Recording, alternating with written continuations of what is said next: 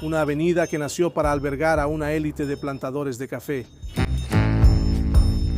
que vio nacer mansiones y más tarde albergó los primeros rascacielos del país, y que hoy late como el centro financiero y cultural de nuestra metrópoli. Iba a decir que la Paulista es el corazón de São Paulo, pero São Paulo es tan grande que tiene varios corazones. La Avenida Paulista es uno de ellos. Más que una calle, es la propia imagen de la transformación urbana y de la historia de Brasil. Y entonces uno se pregunta, ¿qué puede haber de sagrado en ese ir y venir? Y hoy quiero hacerte una invitación. Vamos a conocer el lado espiritual de esta avenida sin igual. La Avenida Paulista. Es un sueño estar aquí. Desde niño soñaba con conocer este lugar. Nunca imaginé que algún día vendría a vivir a São Paulo. Es una de las caras de Brasil. Ahora, ¿crees que empezó así? En 1891 prácticamente no había nada aquí. Y entonces vino un uruguayo, un tal Joaquín Eugenio de Lima, que tuvo un sueño. Vamos a construir en este lugar una gran avenida. Un gran bulevar como los que habían surgido en París. Era la época de Haussmann, el famoso arquitecto que destruyó todo en París. Construyó esas calles como las conocemos hoy, bien anchas. La Paulista es un reflejo de París, pero también es un reflejo de Brasil, es nuestra identidad. Y fue allá atrás con ese uruguayo que todo comenzó. ¿Y entonces crees que lo logró?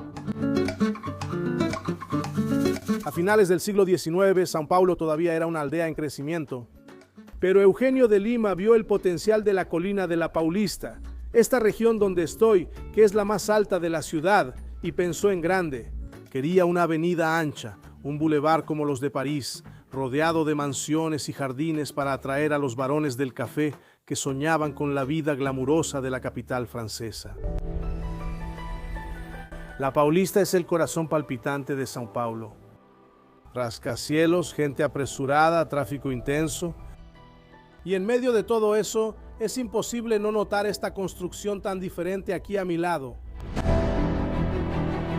Una entrada imponente, columnas gigantes. No estoy hablando de este edificio aquí, no. Estoy hablando de esta iglesia que parece salida de la antigua Grecia. Mira estas dos columnas en la entrada de la iglesia de San Luis Gonzaga, aquí en la Avenida Paulista. La iglesia de San Luis Gonzaga es un hito de la época de los grandes palacetes, cuando la Paulista era el hogar de los varones. Construida en 1935 aquí justo en el cruce de la Paulista con la Vela Sintra, la iglesia ocupa un espacio que desde hace más de un siglo era un refugio espiritual. Cuando era solo una capilla del antiguo colegio jesuita San Luis, que cambió de dirección recientemente y se modernizó. La iglesia, como su propio nombre lo dice, fue dedicada a San Luis Gonzaga, que no es el San Luis francés, no es el rey Luis IX de Francia, sino que es un Luis italiano, que nació muy rico, decidió renunciar a todo para dedicarse a los pobres y a los enfermos. Y terminó muriendo justamente por eso, porque en medio de la peste bubónica no quiso dejar de trabajar, terminó contrayendo la enfermedad y murió muy joven. Vamos a entrar para conocer la iglesia de San Luis Gonzaga en la Avenida Paulista. Aquí hay columnas de granito rosa de 11 metros de altura. Los capiteles allá arriba son de bronce y pesan 3 toneladas. Inspiración griega en el templo de Erecteón dedicado a la diosa Atenea. Toque clásico en el posmodernismo de la Paulista. Ya lo dije, pero quiero resaltarlo, San Luis Gonzaga no tiene nada que ver con el rey Luis IX de Francia, que era un rey de la época de las cruzadas. Incluso, él lideró una cruzada, llevó la corona de espinas de Jerusalén a Francia. Ya mostramos eso en un especial sobre San Luis incluso. Pero este no. Este es un San Luis italiano que nació rico como el otro, pero este decidió que quería ser pobre, que quería vivir como los pobres y con los pobres. Y de ahí su historia, que vamos a empezar a contar con más detalles a partir de ahora, entrando aquí en la iglesia.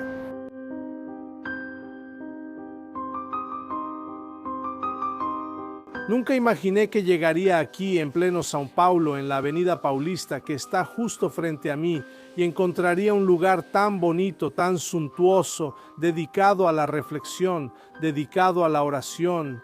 Y es un santo que tiene una historia muy interesante que te voy a contar dentro de poco. La iglesia fue construida para servir al colegio. Era la iglesia del Colegio São Luís. Los jesuitas llegaron aquí alrededor de 1914 viniendo de Itu. El colegio es del siglo XIX, en Itu. Construyeron el colegio en Itu porque pensaban que era la ciudad que más quería desarrollarse en el estado de São Paulo.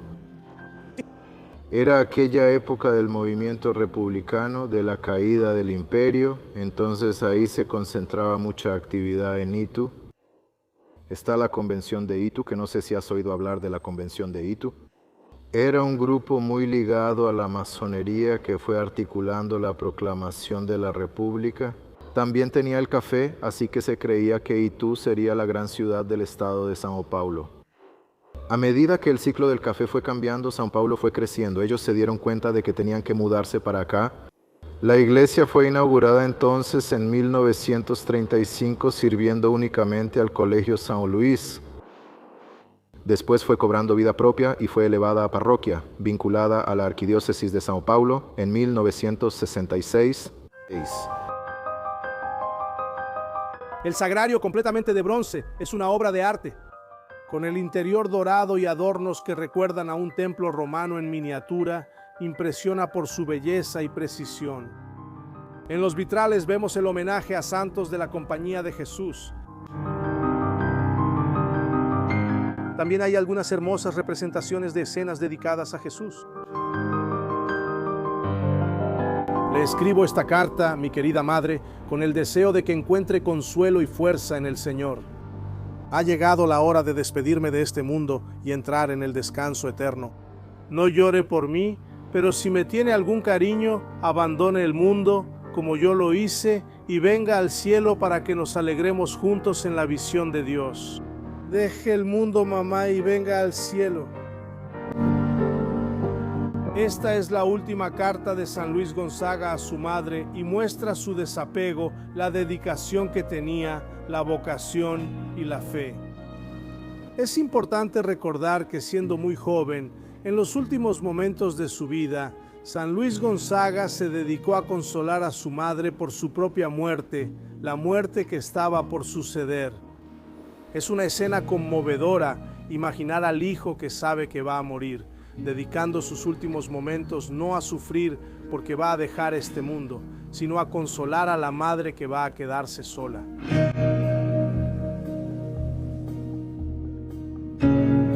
São Luís Gonzaga nasceu em 9 de março de 1568 no castelo de Castiglione, na Itália. Era o primogênito de uma família nobre. Renunciou ao título e à herança para seguir sua vocação religiosa. A infância de São Luís Gonzaga foi marcada por disciplina espiritual. Aos 7 anos já se dedicava a orações e fazia jejuns.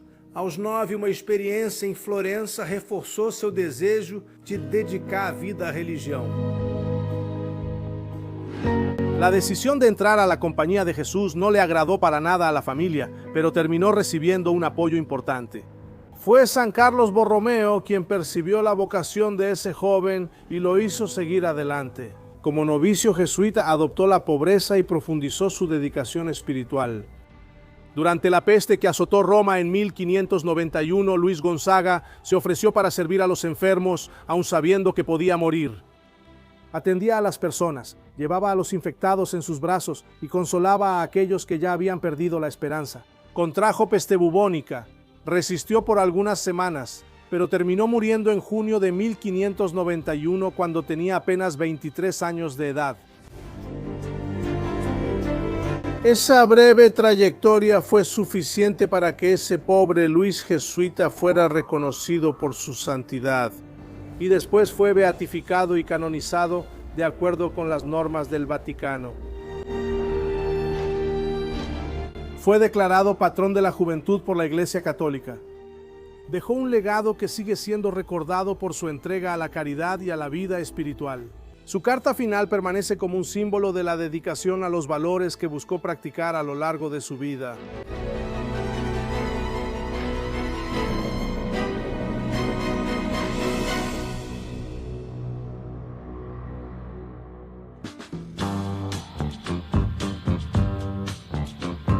Y entonces, de repente, nos detenemos en medio de la Avenida Paulista, frente a un hospital que nació antes de que todo esto se convirtiera en lo que es hoy.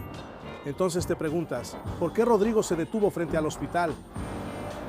Ya lo voy a explicar, pero primero voy a contar la historia de este hospital, que es muy interesante en relación con lo que es la Avenida Paulista hoy en día. El Hospital Santa Catarina fue fundado en 1906. Bueno, al principio no era este edificio suntuoso que hay aquí hoy, y tampoco la Avenida Paulista era lo que es ahora. Estamos hablando de una época en la que había mansiones, nada de estos edificios altos de hoy. No había tanto asfalto, muchos jardines, y el hospital nació de manera muy modesta, muy sencilla. Fue construido con donaciones que venían de Alemania. Y para construir este hospital, al principio, se construyó gracias al esfuerzo de las hermanas de Santa Catarina.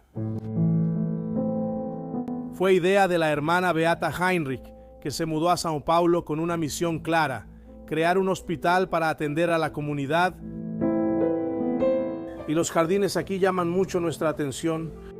Es como si el pasado hubiera resistido al tiempo.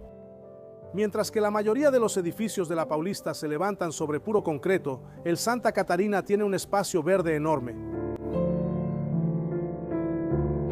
Es tan agradable estar aquí adentro, hay casi 200 tipos diferentes de árboles. Es interesante pensar que algunos de estos árboles, quizás muchos, fueron plantados por las hermanas que vinieron aquí a principios del siglo pasado para fundar la congregación. La semilla brotó fuerte, ¿verdad? Sigue hasta hoy. Y el hospital también sigue ahí, mucho más grande y aún más importante que nunca. En este mismo instante, si te digo que estoy en la Avenida Paulista, ¿me crees? Justo aquí a mi lado. Estoy dentro del jardín que pertenece al hospital y a la capilla de las hermanas de Santa Catalina, y aquí donde estoy hay una gruta dedicada a Nuestra Señora de Lourdes. Es increíble, ¿verdad? Imaginar que es posible detenerse aquí en la Avenida Paulista, retroceder en el tiempo, meditar, reflexionar, rezar. Las personas vienen aquí para vivir algunos momentos de reflexión, especialmente todo el tiempo recordando que estamos al lado de un hospital y que todo este espacio está dedicado a la recuperación de las personas. Eso hace que sea aún más importante tener este pedacito de paraíso justo al lado de la Avenida Paulista. Pero la verdad es que lo que nos trajo hasta aquí fue esta capilla, la capilla de Santa Catalina de Alejandría. Está aquí desde 1920 y tiene una historia tan fascinante como la propia avenida. Pero después de todo, ¿quién fue Santa Catalina de Alejandría? Santa Catalina nació en el siglo IV, en Alejandría, Egipto. Era hija de un rey local y conocida por su inteligencia y belleza. Dice la tradición que se convirtió al cristianismo después de una visión y empezó a defender la fe con fervor. Durante la persecución cristiana liderada por el emperador Maximino Daya, fue arrestada y desafiada a negar su fe. La tradición cuenta que el emperador llegó a reunir a más de 50 sabios de Alejandría para confrontar la sabiduría de la joven Catalina. Catalina, sin embargo, no solo derrotó a los sabios con sus argumentos, sino que también los convirtió al cristianismo. ¿Será que es un hecho o solo una tradición? En fin, lo que se cuenta es que Maximino se frustró y mandó torturar a Santa Catalina en una rueda con cuchillas. Y lo que nos cuentan es que el instrumento se deshizo milagrosamente y Santa Catalina sobrevivió a esa tortura, pero no por mucho tiempo. El cruel emperador decidió entonces decapitar a la joven cristiana, y esta vez nada lo detuvo. Después de eso, los cristianos habrían llevado el cuerpo al monte Sinaí, el mismo donde Moisés tuvo su epifanía y recibió los 10 mandamientos de Dios, donde los monjes construyeron un monasterio que hasta hoy guarda las reliquias de Santa Catalina.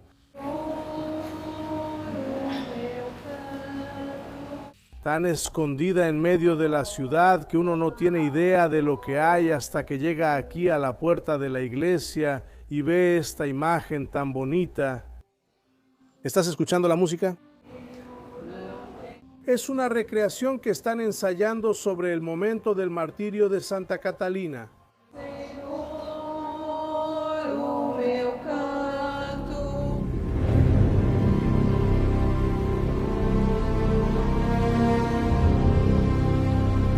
Aquí dentro de la capilla tenemos una impresión totalmente diferente de la que teníamos allá afuera.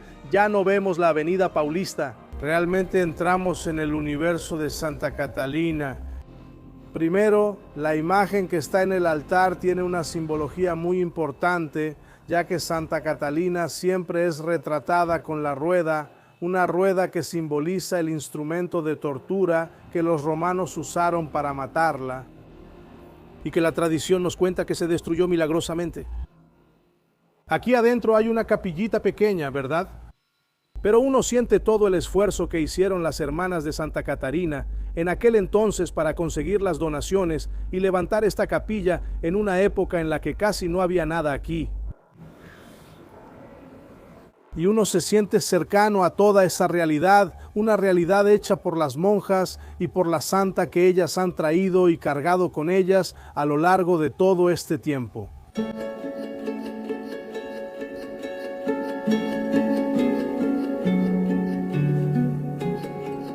No início, as irmãs da Alemanha, que vieram da Alemanha, empezaron a dar clases en su propia casa, que estaba aquí en Brigadeiro. Ellas vivían por ahí y asistían, o Mosteiro de São Bento. E lá conheceram o Dom Abade Miguel Cruz y o Dom. Y le preguntó, ¿por qué no empiezan a hacer algo aquí en el área de la salud? Pero va a ser muy difícil porque se necesita dinero para terreno, como que vai ser isso, como que é esse hospital, que elas vieram de uma cultura muito diferente para empezar una nueva vida aquí en ese sentido. Debe ter sido muito difícil. Difícil. Entonces, ¿por qué tenían que hacer? Escribir cartitas y enviarlas a Alemania. Y ese dinero llegaba por barco. Dieron la idea de hacerlo aquí en la Paulista, porque a Paulista era um espigão muito alto. Naquela época tinha muitos tuberculosos. Y a tuberculose era curada somente con ar puro. Como aquí había muchos árboles, el enfermo se curaba por el aire puro con oxígeno. ¿Me puede contar un poquito de la historia del martirio de Santa Catalina? Era una joven de Egipto, de la ciudad de Alejandría, pero quería ser bautizada, convertirse en cristiana. Y en esa época el emperador, que mandaba en todo en la iglesia, nadie podía decir que quería convertirse en cristiana. Y ella fue muy seducida por ser una joven inteligente, muy bonita. Por eso hoy también es patrona de los filósofos. El emperador mandó hacer una rueda con cuchillos bien afilados para ponerla en esa rueda. Y tendría un mecanismo para que en el momento en que la rueda hiciera ese movimiento, ella fuera completamente destrozada. Y era una tortura que la llevaría hasta la muerte. Una tortura, sí. Y la leyenda, la historia dice así: en el momento en que pusieron esa rueda, se rompió. Y eso fue una gran ofensa para los soldados, especialmente para el emperador, todo eso. Y ella siguió insistiendo en querer ser bautizada, en convertirse en cristiana. Y ellos decían, no, no te vas a convertir en cristiana, que no sé qué, bla, bla, bla. En fin, cuando ella se dio cuenta de que la insistencia de ellos era muy grande en contra de su deseo, que ella realmente quería ser bautizada. Ella se entregó, hizo una oración muy hermosa a Dios y se entregó. Hagan lo que tengan que hacer. Entonces ella fue decapitada, le cortaron la cabeza.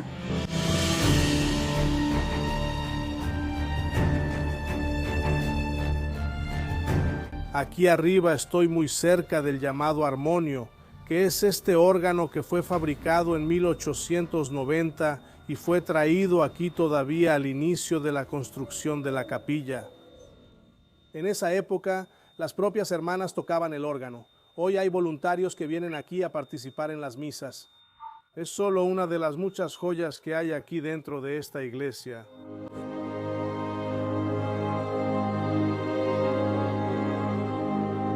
Por la cercanía con el hospital, y sabemos que la capilla nació junto con el hospital, esta capilla tiene una función muy importante, que es recibir a los enfermos y a los familiares de los enfermos. Primero vienen aquí especialmente cuando hay alguna situación muy grave, cirugías, a hacer peticiones. Después es muy común que las familias vengan a agradecer frecuentemente. Personas que fueron curadas, que en el hospital entran aquí a la capilla incluso de rodillas, hacen todo ese camino hasta el altar para agradecer por la curación. Entonces, como me dijo hace poco la hermana Ruth, si estas paredes hablaran, contarían historias de muchas vidas que fueron salvadas aquí al lado.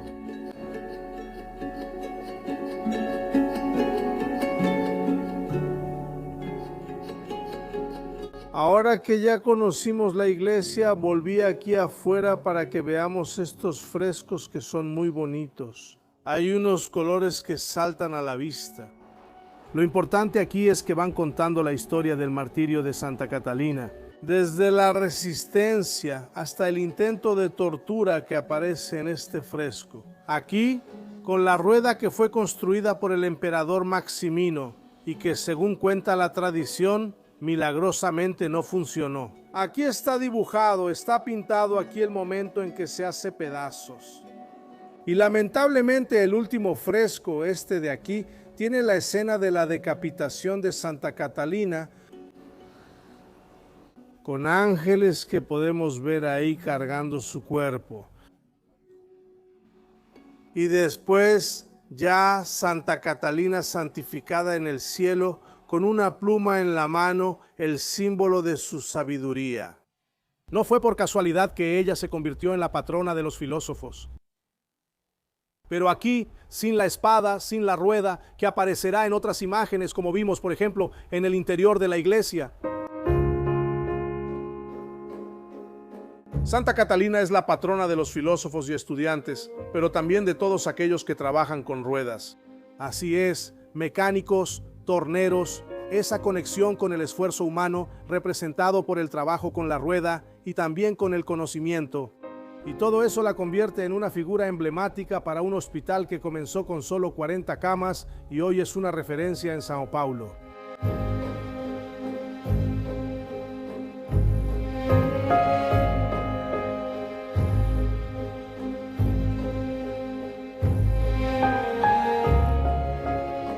Aquí, muy cerca de la capilla de Santa Catarina, está este otro recuerdo de la época en que no había autos en la avenida Paulista, en la época en que no existían todos estos edificios que estoy viendo aquí a mi lado.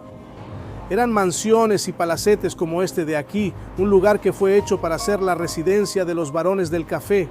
Este lugar aquí es la Casa das Rosas, es una mansión, por dentro es hermosísima y por fuera nos hace volver en el tiempo. Tienes que cerrar los ojos, no ver que está lleno de edificios aquí alrededor, que hay esa antena, que pasan autobuses, motocicletas y pensar solo en lo que estoy viviendo aquí, que es esta casa que me hace volver en el tiempo. La Casa das Rosas es muy encantadora, ¿verdad? Fue construida en 1935. El estilo arquitectónico mezcla elementos neoclásicos y toques de Art Deco, que es el mismo tipo arquitectónico, por ejemplo, del Cristo Redentor o del Empire State de Nueva York. Los jardines que dieron nombre al lugar también son una atracción importante. El rosal tiene tantas variedades de rosas que siempre está florido. Sentarse aquí para comer, tomar un café en este pequeño restaurante que hay en la Casa das Rosas es como viajar a la época en que la Paulista era lo que hemos venido mostrando a lo largo de todo este video, ¿verdad? Era un lugar de mansiones, era un lugar de muchos jardines, un lugar tranquilo, nada que ver. Muy diferente, ¿verdad?, de toda esta modernidad que hay hoy en día. Pedí un ravioli aquí, recordando las visitas que hicimos a la iglesia de San Luis Gonzaga, a la capilla de Santa Catarina, tan bonita, ¿verdad? La charla con la hermana Ruth. Fue una experiencia muy padre vivir la avenida Paulista de otra manera, buscando los lugares religiosos. Entonces, ahora me voy a despedir aquí. Nos vemos en el próximo reportaje especial y nuestro viaje continúa.